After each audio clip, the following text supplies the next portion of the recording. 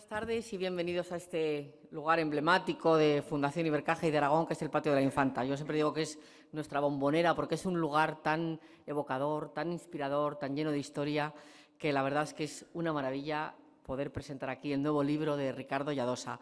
Gracias a todos por acompañarnos. Enhorabuena, Ricardo. Gracias a Ana Segura, que es nuestra presentadora, nuestra entrevistadora. Bueno, Ricardo Lladosa, además de escritor, es un hombre polifacético porque la literatura es su pasión, pero realmente él es director financiero, ha estudiado Derecho, Económicas, también ha estudiado temas audiovisuales, de edición de vídeo, de televisión, en fin, como digo, es un hombre polifacético. Publicó su primera novela, Madagascar, creo que fue en 2017, si no me equivoco. Después, Un amor de Redon, y ahora llega Roma en el bolsillo, porque ¿quién no ha soñado alguna vez con cambiar de vida? Bueno, pues entre otras cosas, de eso trata Roma en el bolsillo.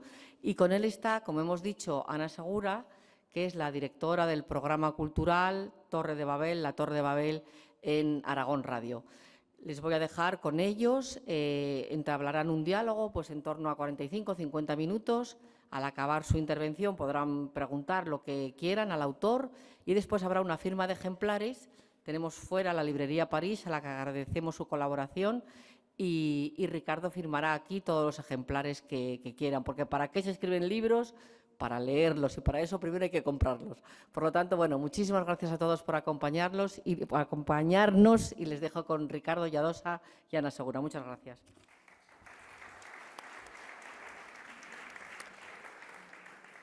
Bueno, buenas tardes. Lo primero de todo, gracias Maite, gracias Ricardo, gracias Ibercaja, porque se pueden imaginar la suerte que es para mí estar aquí sentada. O sea, esto es la primera vez que me pasa y apabulla un poco estar en este patio tan especial. Gracias a todos, buenas tardes por haber venido. Muchos ya conocen a Ricardo, lo habrán leído, lo conocerán a él. Yo al entrar me he encontrado con Teresa Corro, y yo me fío mucho de su criterio, porque el libro que Teresa dice que es bueno, es muy bueno, y Teresa está absolutamente entusiasmada con Roma en el bolsillo. Bueno, yo decía que es un placer estar en este patio, porque además la idea de estar aquí surgió un poco hablando con Ricardo y luego dándole vueltas al tema. Resulta que este patio lo mandó construir un judío que se llamaba Gabriel Zaporta, que era prestamista de Carlos V. Lo que quizá algunos no sepan, y esto es curioso, es que el mismo año que se comenzó a construir este patio, en Roma, un cardenal, el cardenal Ciocchi, fue nombrado papa con el nombre de Julio III. Carlos V se opuso a ese nombramiento porque el cardenal Ciocchi había sido nada más y nada menos que rehén de las tropas de Carlos V cuando éstas asediaron Roma. Claro, uno empieza a pensar y dice, ¿y si resulta que con el dinero que Gabriel Zaporta le prestó a Carlos V y que luego le devolvió, se hubiera construido este palacio? No lo sabemos, los historiadores lo dirán, no nos vamos a inventar aquí una novela, para eso está Ricardo, yo solo soy periodista. La cuestión es que podemos seguir imaginando, sin irnos al siglo XV, al siglo XVI. ¿Podemos imaginar, por ejemplo, que ahora a cualquiera de nosotros nos suena el teléfono móvil y un tío del que ni siquiera recordábamos su nombre ha fallecido en Roma y nos ha dejado un pastizal y una casa lo suficientemente grande como para no tener que trabajar nunca, para irnos a vivir a Roma y para cambiar de vida? ¿Estás viendo cómo sonríen? Ese es el punto de partida del libro de Ricardo. Y es un punto de partida maravilloso porque todos hemos fantaseado en algún momento de nuestra vida, no en un día como hoy que hace un día fantástico y parece primavera y venimos aquí a pasar una tarde contenta, sino un lunes de esos que estás en el trabajo agobiado, que todos son problemas. Imaginaros que eso ocurre. Pues eso es lo que ocurre en el libro de Ricardo. Roma en el bolsillo, lo ha dicho antes Maite, es la tercera novela tras Madagascar y Un amor de Redon. Y hay una cosa muy curiosa que seguro que habrán detectado los que hayan leído los tres libros, que es que Ricardo pone tanto cariño, tanto empeño y tanta minuciosidad en lo que hace, que dentro de cada libro está contenido un trocito del anterior. Luego hablaremos de eso. La cuestión es que Roma en el bolsillo presenta a un hombre, que podríamos ser cualquiera de nosotros, pero no, es Piero, que es un cirujano cardiovascular que vive en Milán, que pasó su infancia en Roma y que un día recibe esa llamada, la llamada que le va a permitir cambiar radicalmente de vida. Y él decide dejarlo todo y irse a vivir a Roma, pero hacerlo además de una forma absolutamente radical. Deja detrás de sí su ordenador portátil, su teléfono móvil y, en cierta manera, él pretende volver a aquella Roma de su infancia. Ricardo construye con este punto de partida una novela que es absolutamente, voy a ponerme cursi ya que estoy aquí, subyugante. ¿Puedo decir subyugante aquí? Sí. No lo diría normalmente, pero aquí lo puedo decir. Porque, por un lado, te identificas con Piero ante esa posibilidad, la posibilidad de tener una vida distinta. Y, por otro lado, lo que Ricardo te va contando te lleva a recorrer la Roma que no siempre vemos los turistas, la Roma que ves cuando ya has ido 3, 4, 5, 6 veces a Roma, y también a recorrer una serie de personajes y situaciones que son absolutamente impredecibles. Con Ricardo uno nunca sabe lo que va a pasar. Y yo creo que en este momento en el que la literatura muchas veces es absolutamente predecible y hay libros que se hacen como si fueran magdalenas con moldes, encontrar un autor que te lleva por caminos que no son los que tú esperas, para mí por lo menos siempre es de agradecer. La curiosidad del libro de Ricardo es que Piero, ese protagonista nuestro, al que le pasan muchas cosas, algunas de las cuales vamos a contar aquí, las va escribiendo en un cuaderno. Esto sería muy sencillo, el diario de Piero publicado.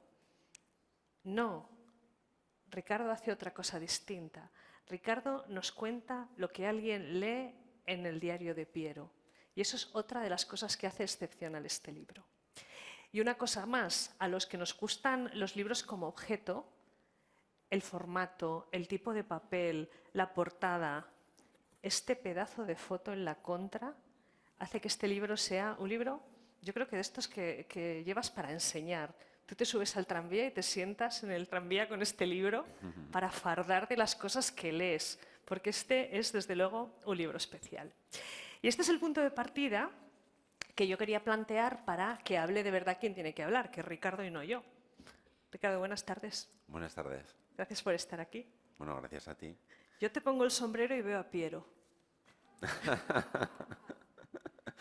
Bueno, no lo sé, la verdad es que sí que es cierto que, claro, que todos los... Bueno, en primer lugar, muchísimas gracias a todos por venir, la verdad que me hace mucha ilusión pues ver a la familia, a los amigos, compañeros de trabajo, lectores, en fin. Estoy un poco nervioso, pero compensa solo por veros. Y efectivamente, pues mi protagonista, claro, por supuesto tiene algo de mí, ¿no? Pero bueno, también es completamente diferente. Es decir, los personajes literarios son como el monstruo de Frankenstein, ¿no? Siempre es o sea, tienen como trozos, ¿no? de alguien que conociste, algo de ti, algo de tu padre, algo de un amigo, algo de, en fin, de una tía tuya. Pues bueno. Entonces, Piero, concretamente, como tú has dicho, pues claro, es alguien que es un cirujano cardiovascular que durante toda su vida ha vivido en Milán, pues ha sido un médico de élite, por así decir, pues de estos que hacen operaciones a corazón abierto, de estas que la gente pues se puede quedar ahí con mucha facilidad, que duran horas, ¿no? Y entonces él, un buen día, pues de alguna manera, pues su fe en la profesión, ¿no? en lo que está haciendo, pues flaquea porque se siente tremendamente estresado, ¿no? Y bueno, pues lo que ocurre es que, en fin, que empieza pues a caer un poco en los ansiolíticos, en los antidepresivos, y llega un momento que, claro, que tiene que pedirse la excedencia, ¿no? Y entonces, efectivamente, llega esta llamada de un notario de Roma que le informa de que hay una tía suya a la cual prácticamente no conoce porque él se fue de Roma a los 18 años, sus padres se divorciaron, su madre falleció, él se fue a vivir con su padre a Milán. Entonces, realmente a esta tía pues prácticamente no la ha visto, ¿no? Y de pronto, pues efectivamente, pues le hereda su casa y una suma de dinero. Y entonces pues ve la posibilidad de cambiar de vida, es decir, estrena su excedencia y además cambia de ciudad. Y bueno, pues claro, es como iniciar una nueva vida, ¿no? Y entonces, bueno, hay una cosa muy curiosa o sea, en el origen de esta novela, cuando yo voy a presentar mi primera novela a Madrid, pues al día siguiente pues voy con mi mujer, con Marta, al Museo del Prado y vamos a la tienda del Museo del Prado Sí. y allí de pronto veo un cuaderno que pone Roma en el bolsillo. Entonces me quedo mirándolo y yo pensaba pues que sería una guía de Roma, pero lo abro y me doy cuenta de que es un cuaderno en blanco. Y entonces a mí, como me gustan mucho las plumas estilográficas, pues se me ocurre escribir un cuento en esas hojas en blanco que se llama Roma en el bolsillo, del cual no tengo ni idea de qué va a tratar. Entonces me acuerdo perfectamente que un verano, me parece que es el 2018 o 2019, pues en un bar de la playa y una mañana a primera hora, ¿no?, frente al mar, pues me pongo a escribir y milagrosamente pues se van llenando las páginas del cuaderno y de pronto llego al final del cuaderno y no he hecho más que empezar a contar la historia de Piero. Y entonces digo, bueno, ¿y ahora qué hago? Y entonces pues decido convertirlo en una novela. Y aquí estamos. Y aquí estamos. Bueno, esa novela tiene varios cuadernos. El cuaderno que Ricardo escribe, que compra en el Prado. El cuaderno que Piero escribe y que nosotros no leemos, sino que nos cuentan lo que ha leído. Y a mí me parece que esta decisión de Piero tiene un sentido literal, la decisión que él toma de ir escribiendo lo que le pasa en Roma, pero también metafórico, ¿no? Ir contando un poco por escrito, porque cuando tú escribes las cosas las vives de una manera distinta. Claro. Sí, bueno, aquí efectivamente, hay el narrador. A mí influyó mucho, yo creo que siempre me ha gustado mucho Cervantes, siempre me ha gustado mucho el Quijote, ¿no? Entonces, allá por el año 2018-2019, pues releo el Quijote, que lo había leído pues en la adolescencia, y entonces, pues claro, me encuentro con esta técnica del manuscrito encontrado, ¿no?, del narrador interpuesto. O sea, el Quijote, pues bueno, no sé si acordáis que es un manuscrito escrito por un sabio arábigo llamado Cide Hamete Benengeli, que encuentra a Cervantes y entonces él lo escribe, pero siguiendo lo que pone en el manuscrito, ¿no? Entonces, yo aquí de alguna manera copio esa técnica del manuscrito encontrado y el narrador interpuesto. Entonces, hay un señor que no sabemos quién es, al cual Piero le entregó sus diarios. Piero pues escribía en unos cuadernos así moleskine de colores, ¿no? Pues iba escribiendo diarios de lo que le iba pasando en Roma y entonces pues este señor que no sabemos quién es pues se los entregó. Y este señor pues nos cuenta en tercera persona lo que él va leyendo en los diarios de Piero. Pero al mismo tiempo a veces pues le da la palabra directamente, ¿no? Y entonces dice, y Piero dice, y entonces hay una página entera en la cual el narrador en primera persona es él, ¿no? Entonces, claro, eso me permite de alguna manera pues jugar un poco con el punto de vista, con los niveles de información que le doy al lector. Claro. Y sí. Eso nos permite también conocer esa otra Roma que no es la Roma que vemos la primera vez que viajamos a Roma. Por ejemplo, bueno, la portada ya han visto que es la pirámide. Tiene un porqué, tiene un episodio dentro de la novela, Sí. pero esa portada tiene también un porqué, Ricardo. Bueno, pues esa portada es la pirámide de Cayo Cestio. Cayo Cestio fue un rico, un arribista de los tiempos del emperador Augusto, que llegó a ocupar el cargo de pretor, que en aquel momento pues era prácticamente como ser alcalde. Y entonces pues este señor, que bueno, pues posiblemente sería un nuevo rico de aquella época, pues probablemente habría estado en Egipto o en Nubia, a lo mejor como gobernador, y vería las pirámides de Egipto. Y entonces él dijo, yo quiero que me entierren en una pirámide. Y puso una pirámide egipcia en Roma, ¿no?, que es esta pirámide de aquí, que ahora, que cuando la puso, pues los cementerios en Roma estaban fuera de la ciudad, estaban extramuros, ¿no? Y además estaban en los caminos que conducían a Roma, es decir, o sea, con todas estas vías romanas, ¿no?, que llevaban a la ciudad, pues a los lados eran todo tumbas, ¿no? Era muy curioso. Claro, todo eso luego, pues con la expansión urbanística de la ciudad, pues acabó en el centro, ¿no? Y entonces la casa de la tía de Piero se encuentra prácticamente enfrente de la pirámide. De ahí que la portada sea una foto de la pirámide, que además es una foto de Pío Caro Baroja, el sobrino nieto de Pío Baroja, al cual yo le pedí permiso para poderla coger. Para poderla coger, porque además es una novela que es muy, muy barojiana en cuanto a su técnica. Hemos hablado un poquito de técnica, vamos a hablar también de lo que cuenta la novela, porque yo creo que los que sean lectores habituales, tal vez, coincidan conmigo en que un escritor te tiene que dar algunas claves, pero no explicártelo todo. Tienes que dejar que tu imaginación construya lo que falta. Esto Ricardo lo hace muy bien con la historia de Piero, porque conocemos lo fundamental de cómo Piero llega hasta ahí, y el Piero que conocemos es el Piero que se construye a sí mismo en su vida en Roma. Es decir, él se inventa de nuevo.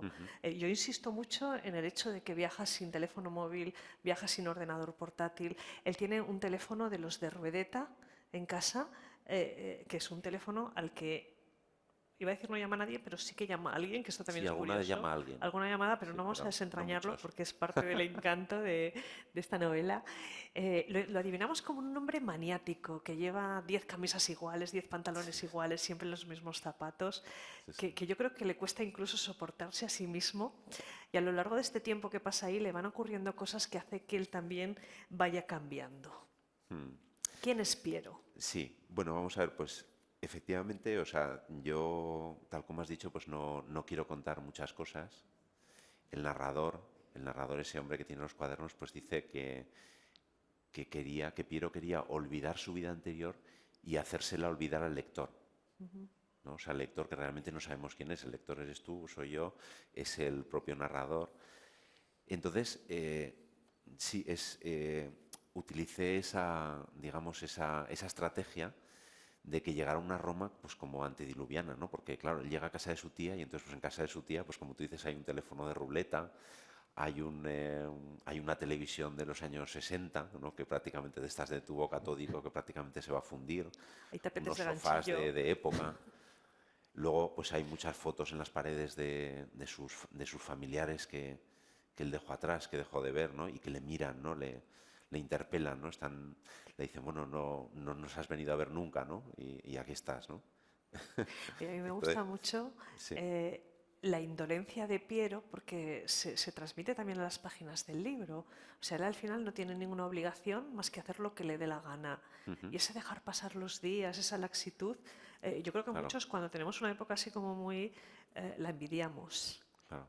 Sí, él pasa de, pues eso, de vivir en Milán y estar ahí operando, pues todos los días, operaciones de riesgo, trabajando mucho, teniendo que tener un gran autocontrol sobre sus sentimientos, a de pronto pues verse ahí completamente solo, eh, sin ninguna obligación más que dar vueltas por las calles, ¿no? Eso también, bueno, hay también un inductor de la novela que es el día que voy al Museo del Prado, me encuentro con dos cuadritos de Velázquez que no lo recordaba muy bien, que son las vistas de la Villa Médicis, que dicen que son cuadros, pues bueno, adelantados a su época, porque son casi impresionistas. Son unos cuadros que vemos ahí, pues unas escenas pues, de arquitecturas con unos señores que están por ahí pues hablando, que son gente cualquiera que pasaba por allí, a veces edificios en obras con unos andamios, ¿no? Que dices, ¿por qué pintó esto Velázquez, no? Y bueno, pues él acaba de llegar a Roma, pensionado por el rey, por Felipe IV, tenía 29 años y acaba de ser nombrado pintor de cámara, que imagino que en aquella época pues habría otras 18 personas que querrían ser pintores de cámara y querrían robarle el puesto. Pero él le da igual y de pronto dice, yo me quiero ir a Roma a completar mi formación, ¿no? Le dice al rey. Y entonces se marcha a Roma 2 años como Piero y no se sabe muy bien qué hace por allí, no hay muchos datos.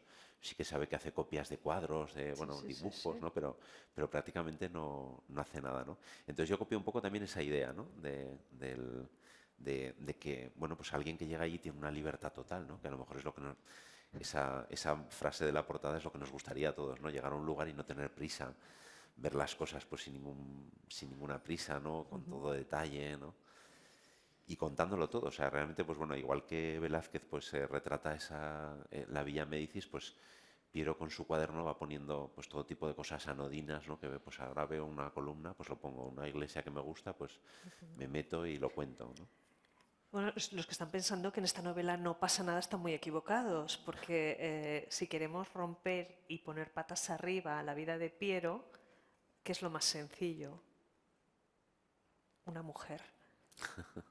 Claro, porque Piero no se lleva teléfono móvil, no se lleva ordenador, pero que sí que se lleva en la memoria nada menos que el teléfono de casa de los padres de su novia del instituto.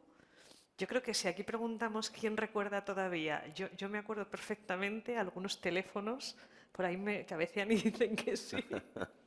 Él lleva en la Bueno, memoria el recuerdo del teléfono de esta chica.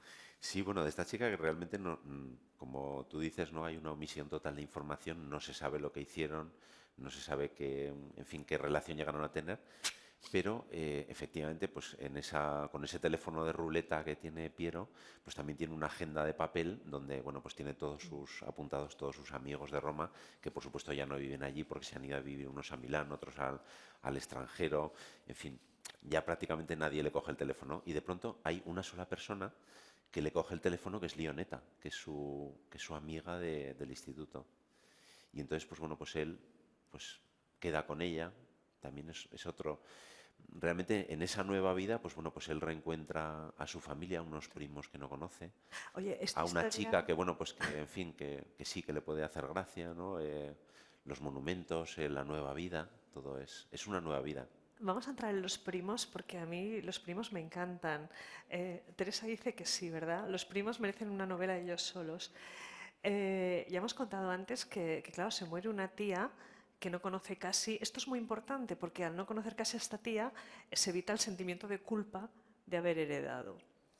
Pero resulta que hay unos primos más cercanos. Y esos primos, Ricardo, a mí me gustaría saber, primero que nos describas lo que quieras para no contar demasiado, Mm, pero sobre todo de dónde has sacado la inspiración para esta gente. mm. Bueno, yo tengo que decir, Todos tenemos familiares sí, raros, ¿eh? Todos tenemos sí. cuñados, pero, pero esto es otra cosa. Bueno, pues son unos primos. O sea, yo tengo que decir que tengo una rama de mi familia que es italiana. Y, claro, todas las novelas tienen una razón de ser, ¿no? Entonces, yo pasé veranos de mi infancia y adolescencia en Italia y yo allí tenía primos. Entonces, bueno, pues yo llegué allí, entonces empezaba hablando castellano, pues la primera vez que fui, pues me parece que tenía 11 años y empezabas hablando castellano y claro, luego conforme ibas hablando con ellos, pues acababas hablando italiano, ¿no? Era una cosa como muy natural, pero yo a mis primos de ahí les he tenido que aclarar que los primos de la novela no son ellos, ¿no? Sobre todo para que no me retiren el saludo, ¿no? Porque no quisiera, ¿no? O sea, son una fantasía libre, ¿no? Entonces sí, pues son unos seres bueno, pues que viven como anclados en otra época, ¿no? Y de prestado. Sí, de A mí prestado, o esto sea, sí, bueno, me lo voy a contar en un momento, no luego se puede... Ricardo les da más detalles. Cada vez que Piero queda con ellos, quedan en un palacio o en un sitio distinto. Siempre edificios muy decadentes, siempre sitios Sí, fuera sí, de... Imagínense que quedan a cenar con su cuñado de Cuarte y le organizan la cena aquí. en el patio de la Infanta. Sí, sí, sí. Y la siguiente dentro del aseo. Y la siguiente en la lonja.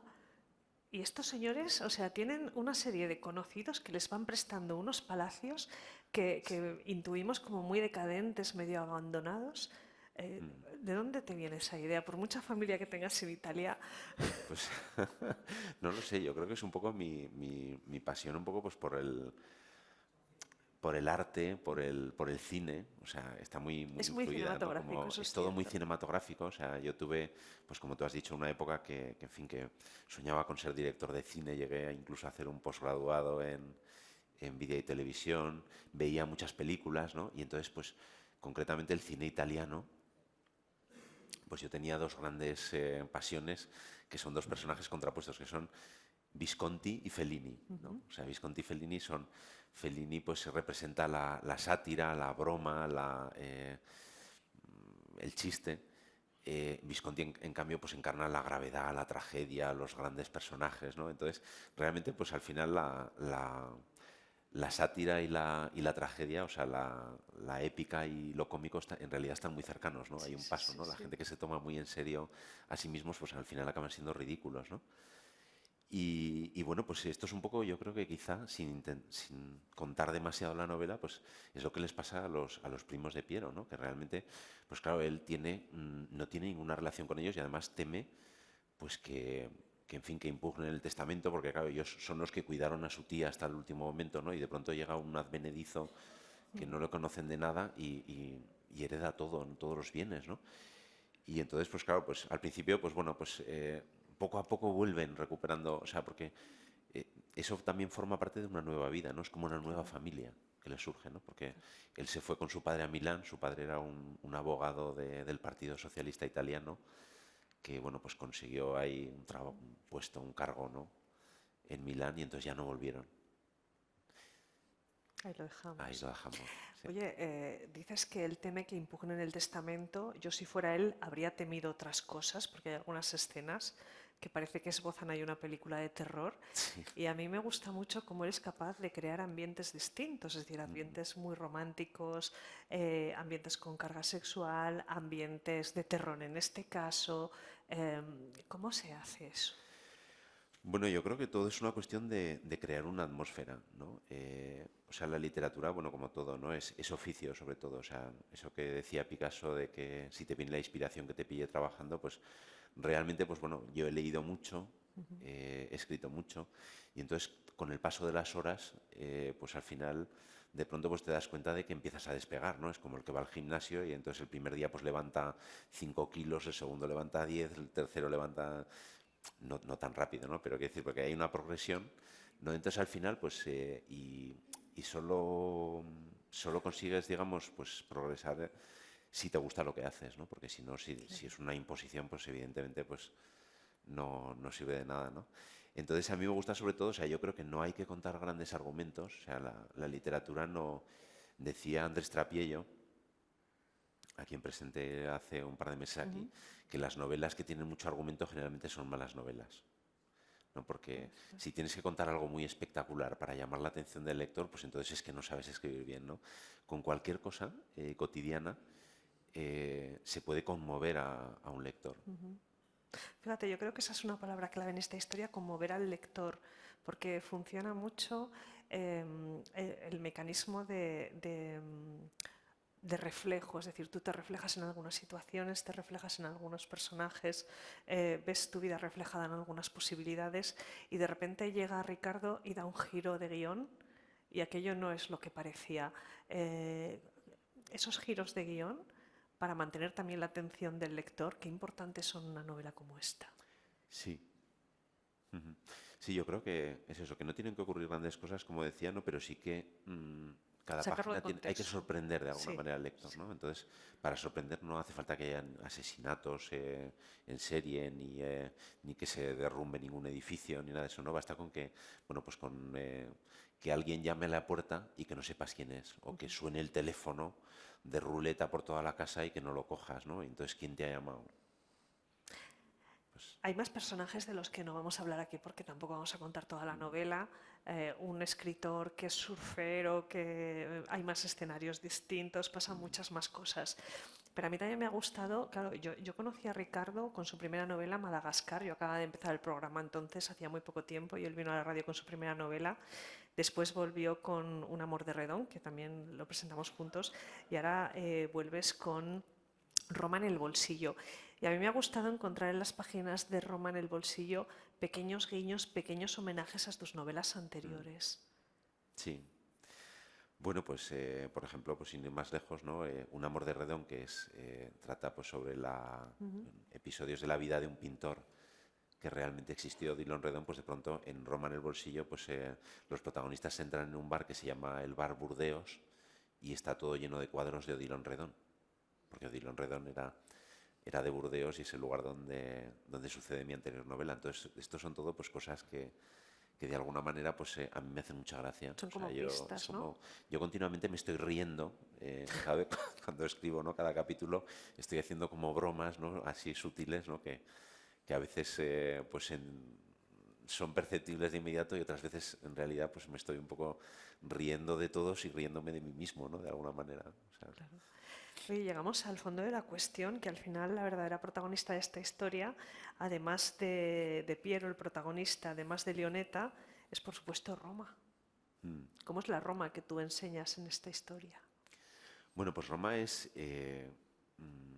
para mí o sea, siempre que escribes algo, pues tienes que escribir sobre lo que te gusta, ¿no? Porque si no, no te sale bien. O sea, por lo menos es mi caso, ¿no? Entonces, yo cuando veo este cuaderno en el Museo del Prado, pues claro, mi Roma es mi ciudad preferida. O sea, me gusta mucho, pues hay alguna otra que me gusta mucho, también me gusta mucho Ginebra. Pero Roma es que es algo especial, ¿no? Porque yo creo que no hay ningún sitio en el mundo en el cual pues, la combinación de arte y de historia, que a mí son dos cosas que me gustan mucho, pues esté más patente, ¿no? Es decir, o sea, Roma pues es el centro del mundo antiguo, donde, bueno, pues donde se concita pues no solo ese centro político del mundo que es el Imperio Romano, sino toda la cultura heredada pues de toda la cuenca del Mediterráneo, sobre todo los griegos, el arte, ¿no? Entonces, claro, está todo lleno pues, de edificios, de arquitecturas, que a mí también la arquitectura es algo que me gusta mucho, ¿no? Eh, Edificios bueno, pues de todas las épocas que realmente están que se caen, están degradados, están, bueno, alguna vez limpian alguno y tal, ¿no? Pero bueno, están, pues en general, ¿no? Entonces todo transmite una sensación de grandiosidad y de decadencia, ¿no? Entonces a mí todo eso me gusta mucho. Claro. No sé muy bien el porqué, o sea, es por lo mismo que me gusta Visconti, ¿no? Que es pues el cineasta pues de la decadencia, ¿no? De la grandiosidad, ¿no? Oye, decías antes que te gustaba el arte, también la literatura. En este libro también, además de guiños a tus novelas, hay guiños a otros autores, o sea, evidentes, Edith Barton, Mary Shelley, Natalia Ginzburg, pero hay muchos más. Sí, bueno, la verdad es que esa es otra faceta de la novela en que aprovecho la circunstancia de que Lioneta es profesora de literatura. Entonces eso me sirve a mí también, o sea, Lioneta también soy yo, no solo soy Piero, ¿no? Sino que soy todos los personajes, ¿no? Entonces Lioneta, pues al ser profesora de literatura, pues ella quiere llegar a catedrática y entonces lo que se dedica pues es a hacer ensayos sobre autores que le gustan, ¿no? Concretamente sobre mujeres, ¿no? Escritoras. Entonces pues escribe mucho sobre Mary Shelley, que vivió en Roma con su marido Percy Shelley. Escribe sobre Edith Wharton, que era una millonaria norteamericana pues, que también pasaba temporadas pues, en Europa, en Roma, en París, ¿no? Natalia Ginzburg, que es una escritora italiana del periodo pues, de la guerra, ¿no? De la Segunda Guerra Mundial. Y entonces pues yo aprovecho esa circunstancia para adentrarme en historias dentro de la historia, es decir, hacer lo que se llama metaliteratura. Entonces, bueno, pues de pronto en un capítulo pues narro pues el entierro de Shelley, ¿no? Y entonces no tiene nada que ver con Piero ni con la novela ni nada, pero como a mí me gusta pues lo meto ahí. Y ya está. Y encaja. Y encaja. Encaja, O sea, yo creo que bastante. todo lo que no aburra al lector encaja. Se puede. Incluso había una versión anterior de la novela en que los protagonistas viajaban a Australia. Que era ya el sumum de la broma, ¿no? Y entonces el editor me dice, mira, esto no es serio porque no puedes publicar una novela llamada Roma en el bolsillo que transcurra en Australia, porque no es serio, ¿no? Y entonces tuve que cortar los capítulos y meter otras cosas, ¿no? Pues que tenía por ahí. Digo, bueno, no te preocupes que yo lo relleno como sea. Total, que hicimos ahí un apaño como Masterchef, ¿no? Y quedó bien. Oye, vamos a hablar un momento de los personajes, porque claro, ya hemos dicho antes que Ricardo no nos cuenta la vida entera de los personajes, pero sí que los describe de una manera que nos permite hacernos a la idea muy clara de cómo son. Por ejemplo, en el caso de ella, de Leoneta, tú insistes mucho en la ropa que lleva, en sus sombreros, en su aspecto físico. En el caso de él son detalles diferentes. Cuando un escritor dedica tanto tiempo y tanto esfuerzo a armar un protagonista, un personaje, ¿cómo te despides luego de ellos? Porque yo pienso que Bueno, durante el tiempo que dura la escripción de la novela, tienes que estar tan metido en el escenario, en los personajes, que yo no sé cuando le das la novela al editor qué es lo que pasa. Bueno, pues la verdad es que sí que hay una cierta melancolía de los personajes, ¿no? O sea, sí que, porque de alguna manera cuando escribes la novela, y no solo cuando la escribes, sino cuando la corriges, porque, a ver, el proceso de escritura es bastante lento, ¿no? Aquí también hay una circunstancia que los primeros capítulos de esta novela se publicaron en una página web que se llama Zenda Libros, Sí. que bueno, pues es una página que creó Arturo Pérez Reverte con el XL semanal.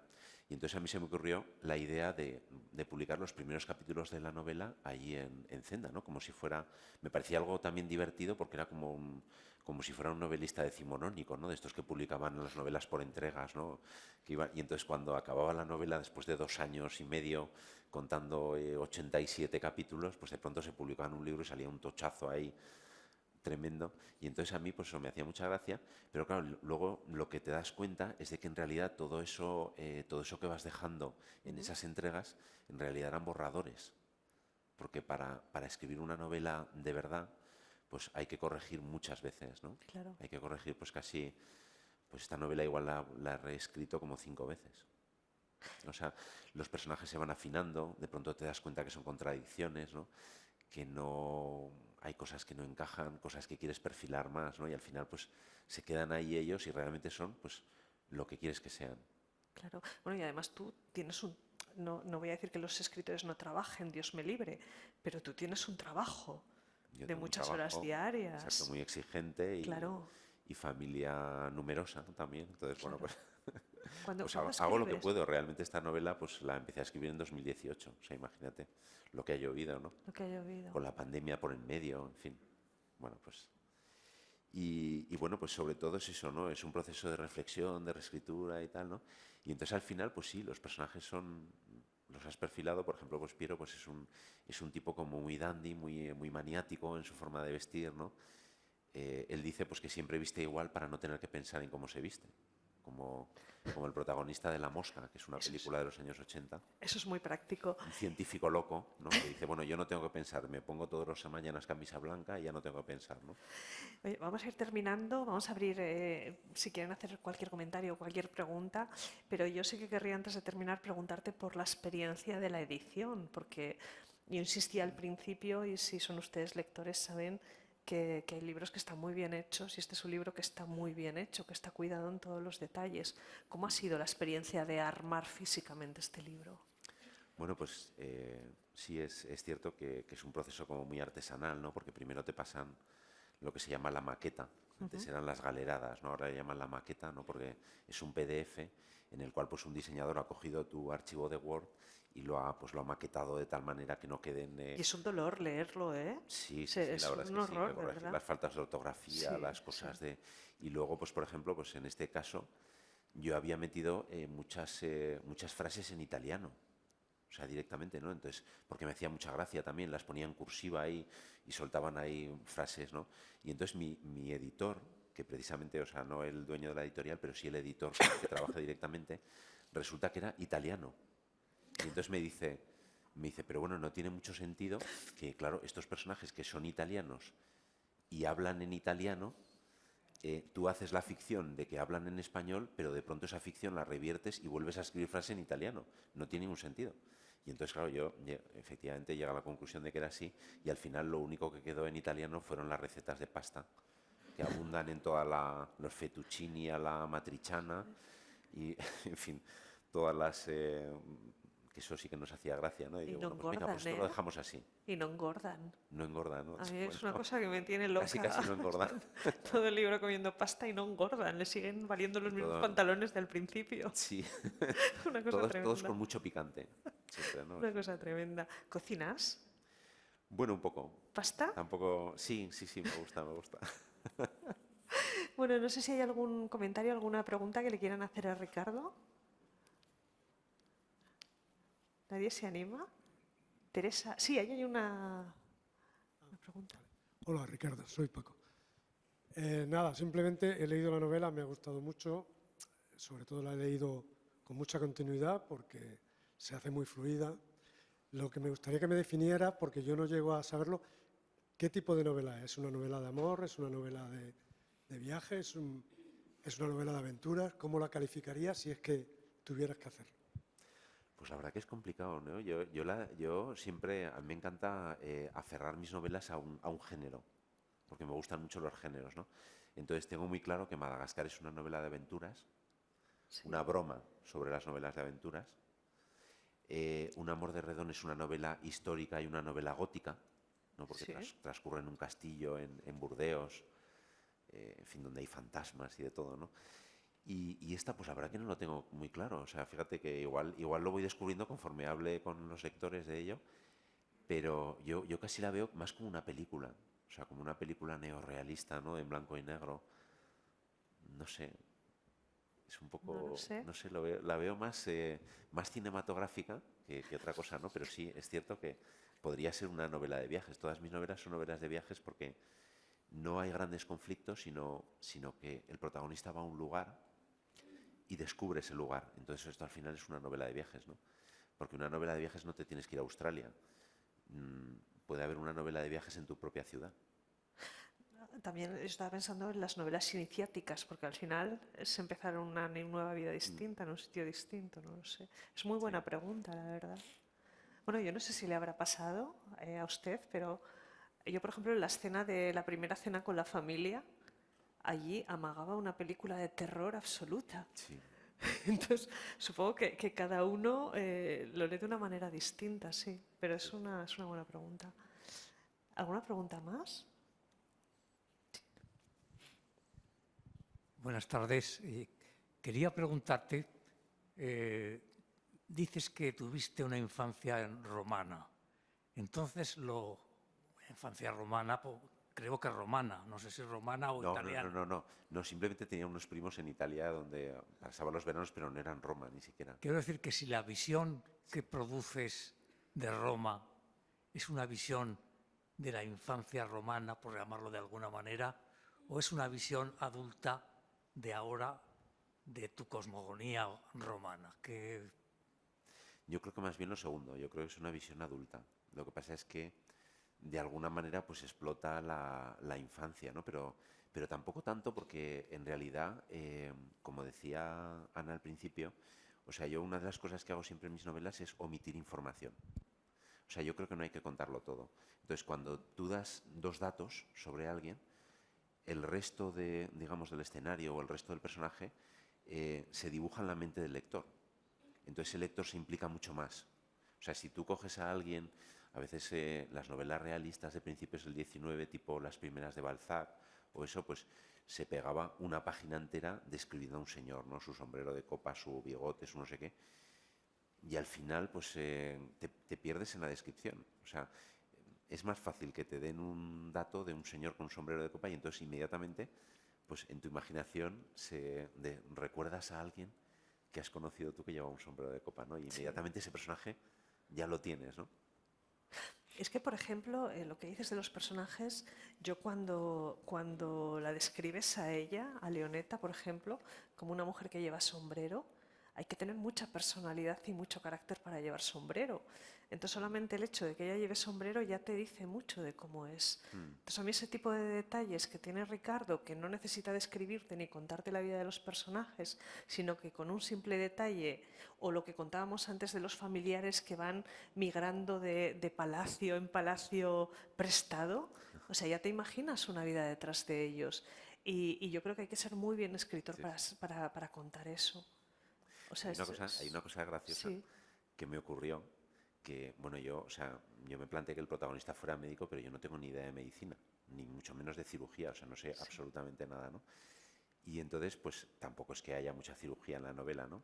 Pero de pronto, no sé cómo, de pronto descubro en Twitter a un médico que es cirujano cardiovascular, que allí los llaman cirujano cardíaco, en Milán. Y encima es de Zaragoza y se llama Ricardo. Total que, claro, de pronto le escribo un mensaje y le digo, oye, que es que estoy escribiendo una novela ambientada en Roma y tal, pues en los tiempos de la pandemia, de la prepandemia, entonces él me explica pues cómo es la sanidad italiana, qué es lo que hay que hacer para pillarse la excedencia, en fin, toda una serie de detalles que, claro, realmente son estas casualidades Pues sí, la verdad. que se dan entre la literatura y la realidad, ¿no? Que muchas veces pues la realidad supera la literatura. Totalmente. ¿Alguna pregunta más? Sí, por ahí tenemos otra. Yo voy a aprovechar para decir que qué gusto lo bien que se oye aquí, lo bien sonorizado que está. Enhorabuena. Hola, buenas tardes. Yo quería preguntarte por la relación de pareja. Es que me parece súper extraña. Parece que pasa como por distintas fases. Sí. Y no sé si, lo voy a leer, ¿vale? Dice, no hay por qué centrar la atención en el argumento. Las novelas son mucho más que una trama. ¿Puede ser una definición un poco también entre ellos? Son como antagónicos a veces.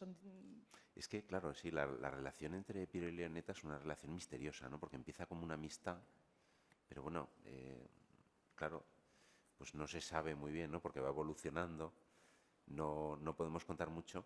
Y yo jugaba con ese misterio. O sea, es un poco como el resto de elementos de la novela, ¿no? Que yo tampoco quería también pues, que el lector quisiera que saber lo que iba a pasar en el capítulo siguiente, ¿no? O sea, decir, ¿qué va a pasar entre Piero y Leoneta? ¿No? O sea, ¿Quieren entonces, lo sí. mismo? Es la pregunta que yo me haría. ¿Quieren lo mismo? ¿Quieren lo mismo? No lo sé, no lo sé. Que están en distintos momentos vitales, seguro, seguro, Seguro. Sí. seguro. Sí, sí.